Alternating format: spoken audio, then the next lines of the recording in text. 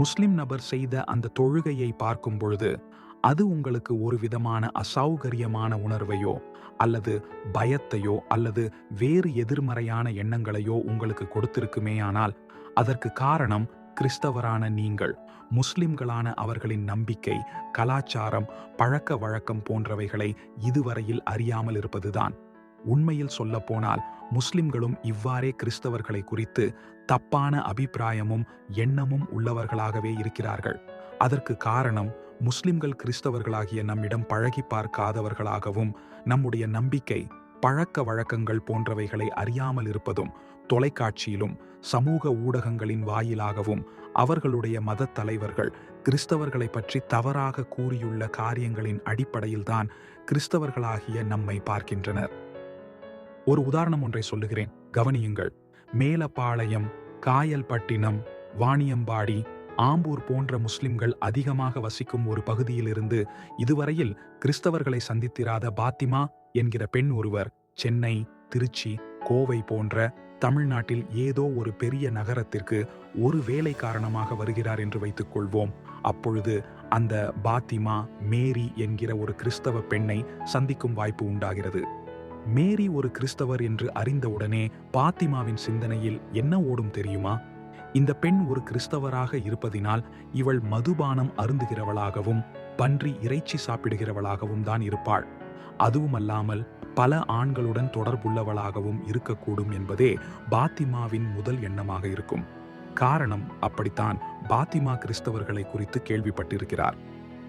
முஸ்லிம்களை பற்றி முழுமையாக தெரியாமல் நாம் கேள்விப்பட்டவைகளை வைத்து முஸ்லிம்களை குறித்து நாம் ஒரு முடிவுக்கு வந்திருக்கிறதை போன்றே முஸ்லிம்களும் அவர்கள் கேள்விப்பட்டவைகளை கொண்டு கிறிஸ்தவர்களை குறித்து ஒரு தப்பான எண்ணம் கொண்டவர்களாகவே இருக்கிறார்கள்.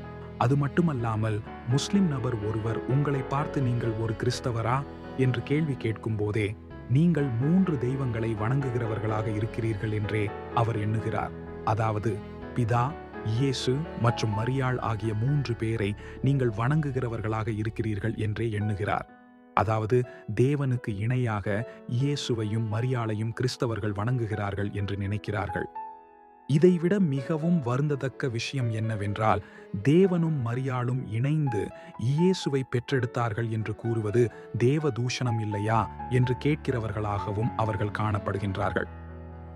இன்னும் அரபி தேசத்தில் இருக்கும் முஸ்லிம்களோ கிறிஸ்தவ பெண்கள் கழுத்தில் அணிந்திருக்கும் சிலுவையை பார்க்கும் பொழுதெல்லாம் அவர்களின் மூதாதையர்கள் மேல் நடத்தப்பட்ட சிலுவை போர்கள் நினைவில் வந்தவர்களாக கோபமும் எரிச்சலும் அடைவதாக கூறுகின்றனர். ஆனால் உண்மையில் கிறிஸ்தவர்களாகிய நாம் 3 தெய்வங்களை வணங்குவதில்லை. இயேசுவை தேவனுக்கு இணையாக வைக்கவில்லை. இயேசுவே ஆண்டவர் என்றே வணங்குகிறோம். மேலும் உண்மை கிறிஸ்தவர்கள் யாரும் மாதாவை வணங்குவதில்லை. மாறாக மரியாளை கனம் பொருந்திய ஒரு ஸ்திரீயாகவே பார்க்கின்றோம்.